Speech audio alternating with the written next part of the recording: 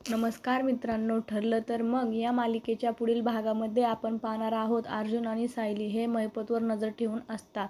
त्यानंतर आपण पाहतो अर्जुन महिपतला फोन करतो आणि महिपतला बोलतो, 22 वर्षापूर्वी तो जो अपघात घडून आणला होता तो कसा घडून आणला याची मी तुला एक झलक दाखवतो. तुला मी ॲड्रेस पाठवला आहे त्या ॲड्रेसवर. आणि आपण पाहतो अंधारामध्ये महिपत देखील अर्जुनला सांगितलेले असते ॲड्रेसवर जाऊन पोच.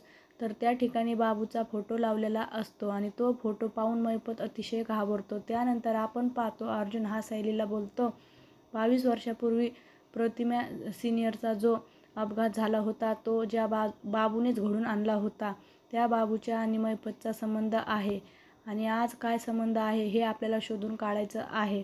आणि त्यावेळेस आपण पाहतो बाबूचा फोटो पाहून महिपत देखील अतिशय घाबरलेला असतो.